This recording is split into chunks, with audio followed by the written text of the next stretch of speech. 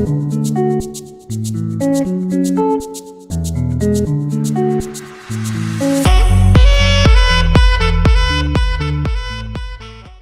bonjour Monsieur Roy. Bonjour. Merci d'avoir accepté ma proposition d'interview. Avec plaisir. Donc justement, est-ce que vous pouvez vous présenter pour nos internautes? Je suis Frédéric Roy, je suis le directeur de la rédaction de CB News. CB News, c'est un journal qui a une bonne trentaine d'années, un peu plus que ça même, mais qui a une vie un petit peu chaotique, on va dire, un peu compliquée, que j'ai relancé donc il y a maintenant 12 ans, en 2011, sous la forme actuelle, qui est donc un mensuel, pour ce qui est du papier, un site internet et surtout une newsletter quotidienne, la matinale.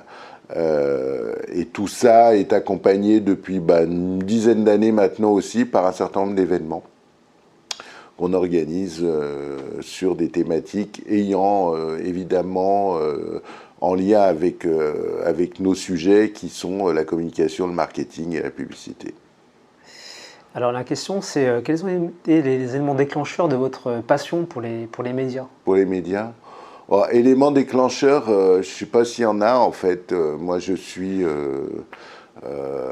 fils de journaliste, mais sans en avoir vraiment profité parce que mon père est mort alors que j'étais très jeune. Alors peut-être que malgré tout ça a joué, j'en sais rien. J'ai fait aucune étude pour ça, j'ai fait des études de droit, je suis devenu journaliste totalement par hasard.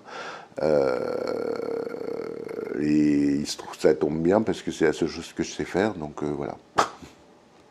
Pour vous, alors la définition, qu'est-ce que c'est un média et son rôle? Un média, c'est une bonne question. C'est un objet qui émet un certain nombre de contenus à destination d'une audience, les contenus pouvant être informatifs ou distractifs. Voilà. Son rôle, voilà, le rôle c'est à la fois, selon les cas, de donner des infos, de permettre de distraire, d'enseigner, d'apprendre. Voilà, c'est un rôle absolument fondamental dans notre société. Ouais.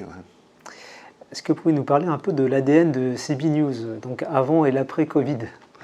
Avant et après Covid, en fait, ça a à la fois tout changé et pas changé grand-chose.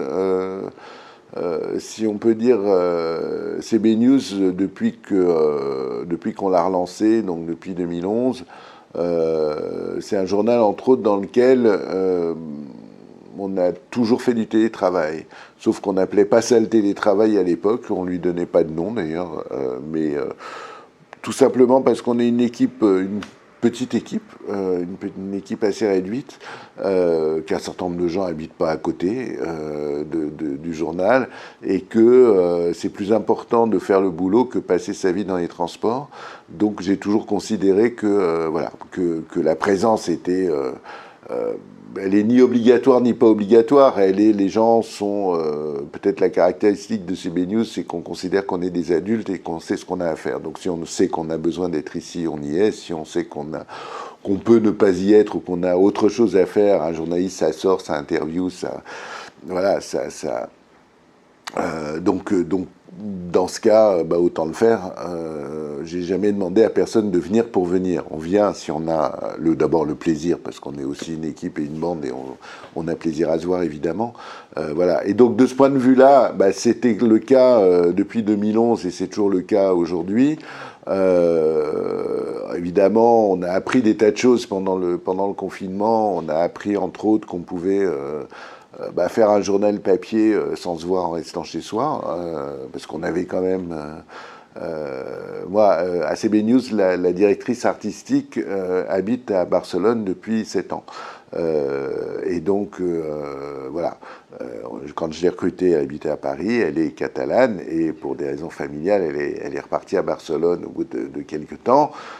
Mais comme c'est la meilleure directrice artistique du monde, je ne voulais absolument pas la perdre. Et donc, voilà, elle est partie à Barcelone, on a échangé des fichiers, on s'appelait au téléphone, etc. On savait bien qu'il y avait Zoom, un truc qui s'appelait Zoom. Honnêtement, je ne savais même pas que Teams existait.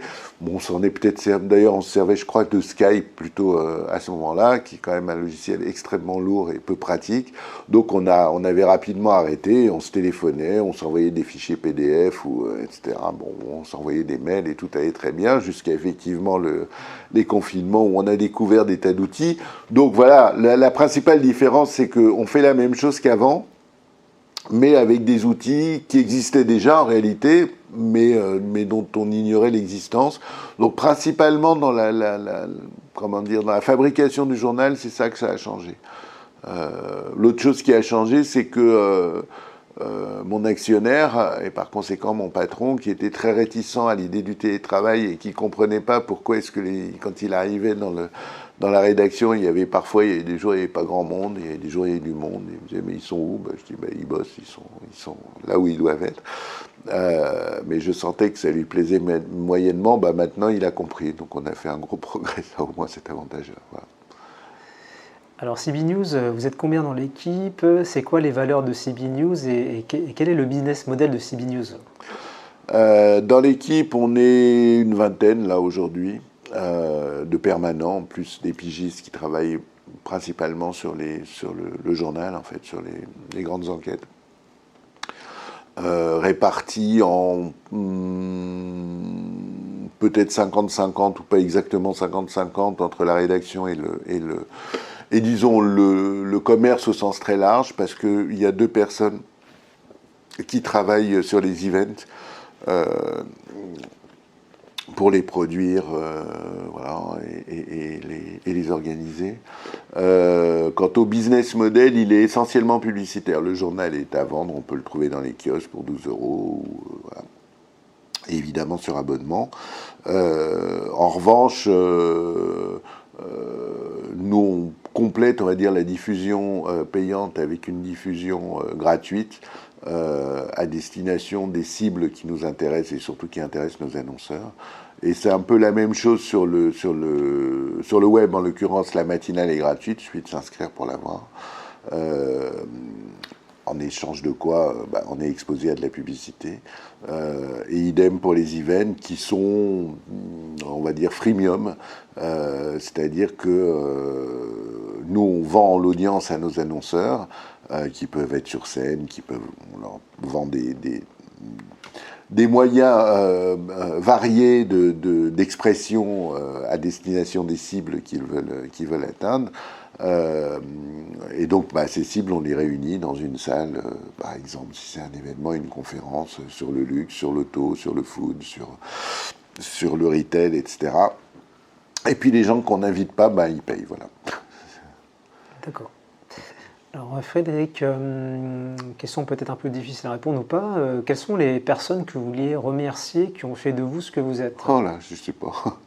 Non, il y en a peut-être qu'une seule, enfin remercier, je peux la remercier, mais elle ne m'entend pas, c'est Christian Blagès qui a fondé le CB News. Il y a donc en 1986, et bon voilà, je sais pas, moi je crois pas à la vie après la mort, alors je vais pas le remercier, mais évidemment c'est quelqu'un dont j'ai fait la connaissance il y a 30 ans, j'ai été à CB, je suis parti, je suis revenu. C'est une des caractéristiques de ce journal, c'est que c'est un journal qui a, une fois qu'on y est passé, on a un peu de mal à s'en détacher. En tout cas, ça reste manifestement chez un certain nombre de gens comme une étape importante de leur vie. Et voilà, et sans Christian, c'est clair que je ne serais pas là, parce que c'est lui qui a créé ça. J'essaye d'être le digne successeur de ce qu'il a commencé, quoi, voilà. Super. Prochaine étape, prochaine aventure? Prochaine aventure, c'est ce que vous tenez dans la main, c'est la vidéo, quoi. On en fait déjà, évidemment, on en produit déjà pas mal, mais pour le moment, c'est plutôt de la vidéo produite autour de nos events. Enfin, c'est indirectement lié à ce qu'on fait par ailleurs. Et l'idée, c'est, on est déjà partenaire depuis 6 ans d'une émission sur BFM Business qui s'appelle Hebdocom, dont je suis un co-présentateur, mais on est simplement, on va dire, oui, partenaire, quoi. Donc, je présente, avec une journaliste de BFM Business. Et donc voilà, ça c'est un premier pas, mais l'étape suivante, c'est qu'on soit notre propre producteur de vidéos d'infos, quoi. Voilà. Et c'est à venir dans l'année, on va dire. Super. Bon, bah, en tout cas, merci beaucoup pour votre temps et partage. Et l'aventure continue, comme je dis toujours. Ça marche.